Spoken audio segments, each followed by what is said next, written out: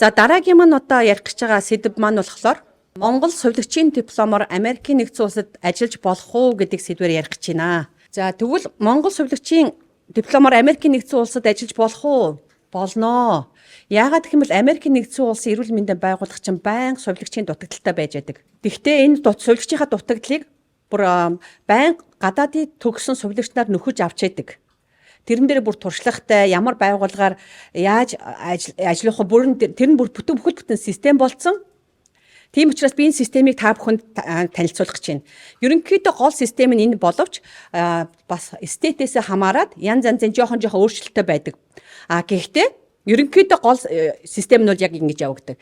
Энэ Монголынхоо сувилагчийн дипломоор Америкт сувилагч болохын тулд хэд хэдэн алхмыг хийх ёстой. Хэд хэдэн нэмийг та нар үнэхээр би тэр бололцоо байгаа юугүй юу гэдэг нь. Нэгдүгээр мэдээж та бүхэнд ажиллах үез мөн ногоон карт байх ёстой болдог. Энэ нь болохоор заавалчгүй та ногоон карттай мөн ажиллах визтэй байж албан газрууд авнаа. Тэгээ энийг яаж болох вэ гэдгийг би дараагийнхаа слайдн дээр танилцуулах учраас та бүхэн хүлээж аваарай. Дараагийнх нь болохоор боловсрол мэргэжлийн хувьд ямар байх ёстой вэ гэхээр та сурч байгаа улсдаа Монголд байдаг юм уу тийм ээ одоо Канадад, Кувейтэд одоо ондоо газраас орж байгаа сувилагч нар энэ сувилагч тухайн улсынхаа магадлан итгэмжлэгдсэн сургуульд заавал сурцсан байх ёстой. Магадлан итгэмжлэгдсэн гэдэг чинь сургууль чинь одоо Монголд гэхэд 40 төрлийн хувийн сургууль, улсын сургуулиуд байхад тухайн сургууль чинь үнэхээр магадлан итгэмжлэгдсэн сургууль үгүй юу гэдэг чинь хамгийн гол нь чухал байх ёстой байна. Тэгээ тухайн улсынхаа лицензтэй байх нь сувилагчийн лицензтэй байх юм байна. Тэгээд тухайн улсдаа доор хаяж 2-оос дээш жилээр өөрийнхөө мэргэжлэр ажилласан байх ёстой. За тэгээд суур шалгалт болон одоо түрүү хэлжсэн бэкграунд буюу эрүүгийн болон хар тамхины шалгалтыг давах ёстой. Энийг та нар бүгдээрээ давж чадна гэдэгт итгэлтэй байна. Зарим стейтүүдэд болохоор гадаадад боловсрол эзэмсэн сувилагчдыг өөрийнхөө одоо стейтэд богино хугацааны курст хамрагдаад тэр нь болохоор ойролцоогоор 120 цаг орчим кредиттэй тэм курст хамрагдаад тэгээ шалгалтаа өгдөг тэр стейт байдаг. Тийм учраас хамгийн гол нь миний хэлээд байгаа юм болгоно стейт болгоноосоо шалтгаалаад яаж одоо сувилагч болох вэ гэдэг нь ондоо байдаг. За хэлний чадвар мэдээж хэрэгтэй. Сувилагч нар бол маш их ярьдаг мэргэжил учраас хэлний маш өндөр түвшингийн оноог шаарддаг. TOEFL байна уу, TOEIC байна уу, IELTS байна уу? Жишээлбэл одоо энд гэхэд IELTS-ийн гэхэд 6.5-аас дээш байх хэвээр. Гэхдээ яг ярианы юучмалаар 7-оос дээш байх хэвээр. TOEFL гэхэд одоо компьютероор орох юм бол 81-ээс дээш, цаасаар гэх юм бол 540-оос дээш хэмжээний оноотой байх хэвээр гэсэн шаардлага тавигддаг. За тэгвэл энэ шаардлагуудыг яаж хангах уу, яах вэ гэдгийг энд болохоор CJPNC гэдэг байгууллага байдаг. Тэгэхээр CJPNC гэдэг байгууллага маань болохоор тэр одоо лиценз нь ямар юм, хууль эрх зүйн хувьд ямар юм, одоо иргэншлийн хувьд ямар юм гэдгийг чинь одоо шалгаж өгдөг Америкт байдаг ганцхан байгууллага байгаа. Тэгэхээр энэ байгууллагаар заавал орж иж дараагийнхаа алхмуудыг хийх ёстой болдог.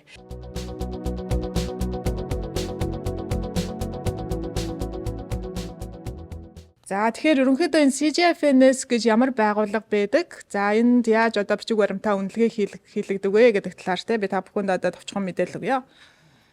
За тэгэхээр CJFNS гэдэг байгууллага маань болохоор гадаадд сувилагчийн одоо сургууль төгссөн гадаад буюу Америкийн нэгдсэн улсаас өөр бусад орнуудад сувилагчаар төгссөн хүмүүс одоо Америкт ажиллах тэр боломжийг олгодог тэр байгууллага байна. За анх 1977 онд байгуулагдсан. За 45 жилийн хугацаанд нийт 4 сая одоо гадны сувилагч нарт 200 гаруй орны те 4 сая сувилагч нарт одоо Америк улсад ирж ажиллах боломжийг олгосон тэр байгууллага байна. За тэгэхээр энэ байгууллагын ерөнхий үйл ажиллагаа гэхээр одоо ажил олгогч ихтэй сургуулиудад боловсролын үнэлгээний тайлан гаргаж өгдөг. За мэргэжлийн диплом болон лицензийн баталгаажлалтыг хийж өгдөг. За мэргэжлэлд дэвшлүүлэх одоо гэрчлэгээ шалгалт авдаг. За гэрчлэгээ олгодог байгууллага байна. За мөн дэлхийн хаанаас ч одоо ямар ч улсаас одоо энэ байгууллага руу хандах боломжтой. За тэгээд бичиг баримтыг одоо бидний одоо үнэлгүүлсэн одоо бичиг баримтыг хэдэн жилээр хамаагүй одоо хадгалах бас боломжтой. За тэгээд мөн судалгаа шинжилгээний чиглэлээр ажилладаг. За ийм одоо ерөнхий үйл ажиллагаа явуулдаг байгууллага байна. За тэгэхээр хэрхэн бид нар одоо баталгаажуулалт хийлгэх вэ? Өөр газар одоо сувилагчаар төгссөн хүмүүс одоо энэ байгууллагаар бид нар одоо үнэлгээг хийлгэн. За зөвхөн энэ байгууллагаар бид нар одоо үнэлгээ хийлгэх боломжтой байгаа. За тэгэхээр бид нар одоо нэг 5 алхмын дагуу те бид нар баталгаачлалт хийлгэж байгаа.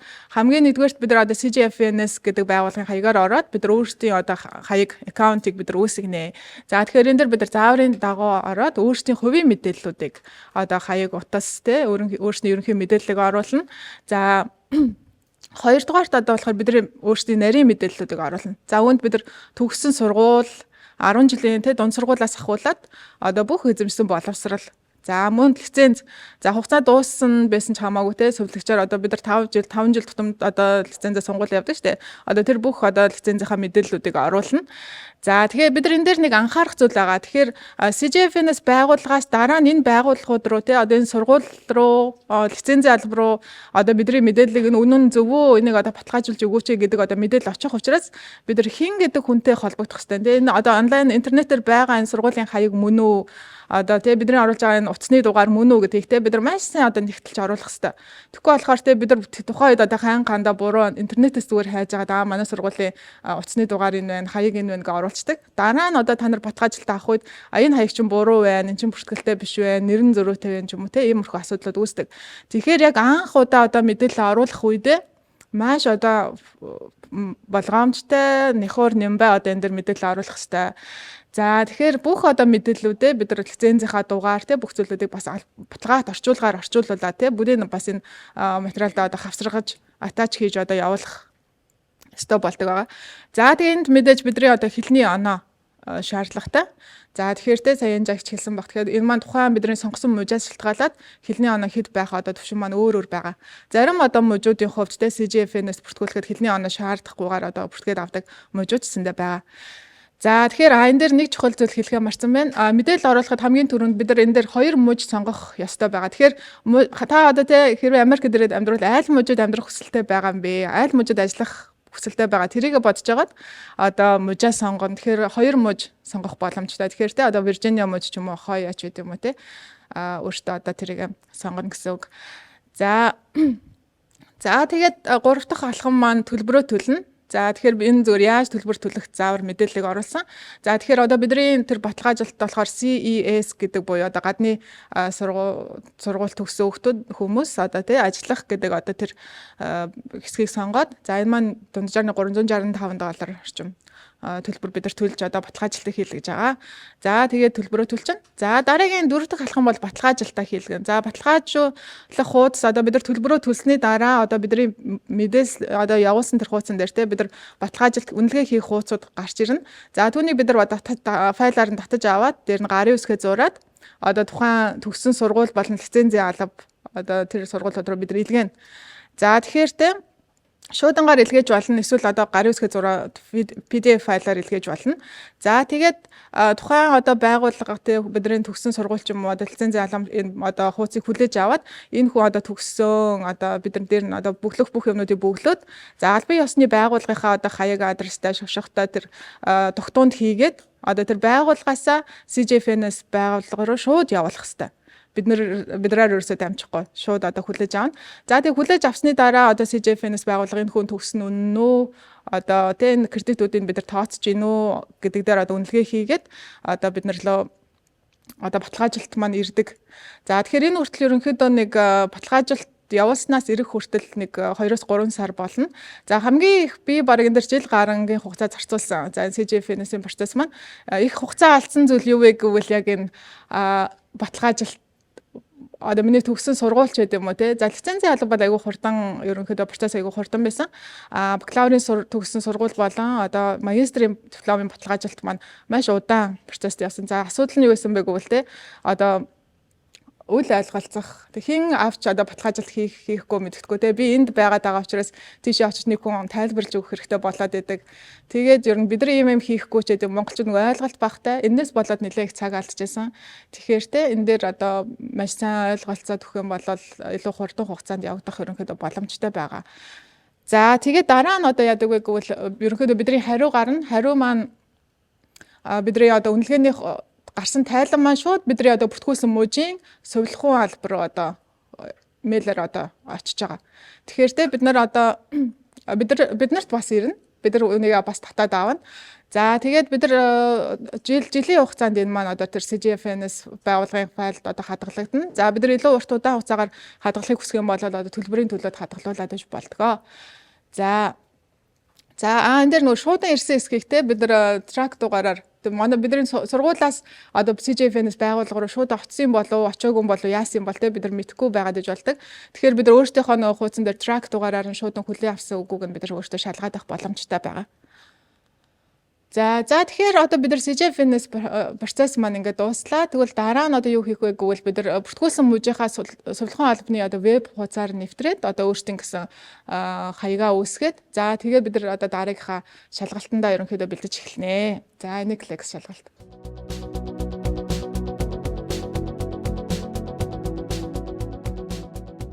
Саяын болох бүх алхмыг болохоор энэ CGFN гэдэг байгууллага хийгээд бүрдүүлээд одоо бүх юмаа давчлаа. За тэгээд тухайн мужийнхаа сувилхан албалуу нэвтэрч ороод бүртгүүлжлээ. Дараагийн алхам нь юу вэ гэхээр Inklexx гэдэг шалгалт байгаа.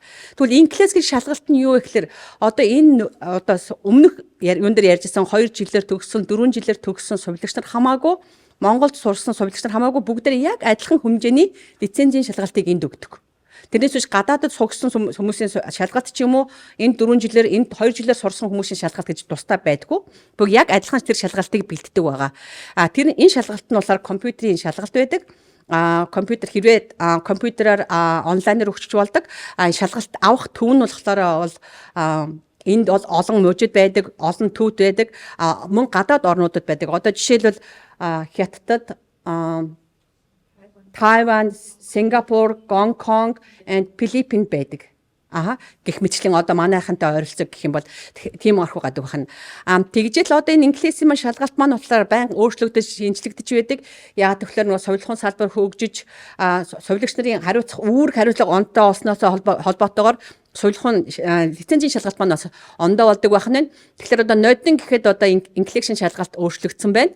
Урд нь бол ер нь бол 5 цаг өгдөг тийм шалгалт байдаг. Урд нь 75 асуултнаас 145 асуулт хариулаад одоо болохоор 85-аас 150. Яагаад тийм хэлбэлзэлтэй байгаа юм бэ гэхээр нөгөө хүн маань ороод маш богино хугацаанд асуултуудаа зөв хариулаад авах юм бол хамгийн түрүүлээд 85 оноод аваад тэнцэж болно.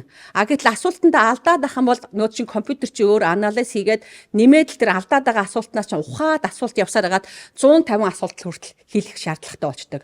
Ерөнхий хугацаанд 5 цаг ордог тийм шалгалт байдаг. Тэгээ жоохон өөрчлөгдсөн юм болохоор урталт нь case study байдаг гэсэн бол одоо бүр өгүүлбэрээр яасан тийм нөгөө case study өгдөг болсон байгаа. Тэгээд урд нь одоо 5 одоо дараагийн юун дээр тэнд 5 хариултнаас өмнөх юунд нь бол хэрвээ 3 хариулт нь зөв байгаад нөгөө хүн 2 хариултыг хариулчих юм бол тэр хүнийг алдаан тооцдог байсан бол одоо энэ шалгалтын систем нь хувьчлаад үзчихдэг болсон. 3 асуултнаас 2-т нь хариулсан гэхэд тодорхой хуваар нь тэр хүнийг бас зөв авдаг болсон байна гэж үнэлдэг болсон. Тийм онцлогтой. Бас нэг давуу тал нь гэх юм бол урд нь бид нар одоо энэ сургуулаа төгсөөд ч юм уу Монголоос орж ирээд өгч байгаа бид нар болохоор лабораторийнхаа бүх үзүүлэлтийг чэйжилдэг байсан бол одоо тэг шаардлагагүй болсон. Лабораторийн үзүүлэлтүүд нь шалгалтын дээр тавигдаад өгчдөг зөвхөн сэтгэн бодох. Энэ лабораторийн үзүүлэлтийг хараад биеийн өвчнөөс ямар үнэлгээ хийх үү, яаж өвчтөнд харьцуулт хийх үү гэдгийг гардаг болцноороо энэ шалгалтны одоо онцлогонд гарч ирсэн байгаа. За тэгвэл бүгд Inklexx өгөөд тэнцчлээ. Welcome to America гэж ирэх үү? Бас арай биш ээ. Хамгийн сүүлчийн алхам болохоор ажиллах газраа олох. Ажиллах газраа олохын тулд бол 2 янзаар ажиллах газраа олж болдог. Нэгдүгээр болохоор жуулчлагч компаниудаар хандаж авч болно. Энд nursing agency гэж хэлдэг тийм ээ. Nursing ажил олгогч агентлагтай харьцаад агентлагууд чи өөртөө ажлын байрыг чи олоод, өөртөө лойерыг чи олоод, бичиг баримтчдыг хөөцөлдөөд тэгээд та нартай гэрээ хийдэг 3-5 жилийн гэрээ хийгээд энэ гэрээний дагуу ажиллаад энэ байгууллага заавал тэгж ажиллаад ажилсан мэдээж мөнгнөө чинь тодорхой хувийг аваад тэгээд ажиллаж болно. Эсвэл та бүр үнэхээр азтай, үнэхээр сайн байж чадах юм бол тухайн байгууллагынхаа HR руу шууд харьцаад тухайн газраас зөвшөөрөл авдаг. Энэ бол урд нь хизээч байдгүй байжгаад сая ковидын дараа сувилагчийн дутагдал маш ихээр болсноос болоод зарим байгууллагууд сууд HR-аасаа бас хажуу талдаа бас юм үйл ажиллагаа явуулдаг юм юутай болчиход байгаа. Тэгэхээр бол бас энэ бол шинээр гарсан байгаа. Хамгийн гол нь одоо та нар ажил хандж байгаа байгууллага чинь заавалчгүй яг оршин тогтож явахдаа Америкийн нутаг нэвшиг дээр оршин тогтож явах байх хэрэгтэй. Тэрнээс биш онлайнаар ч юм уу ягаад гэвэл нөгөө сувилахгүй ч юм бол онлайнаар virtual одоо эсвэл ариун мэндийн даатгал гэхэд одоо компьютероор ч юм уу тийм компаниудад бол тийм зөвшөөрөл олохгүй.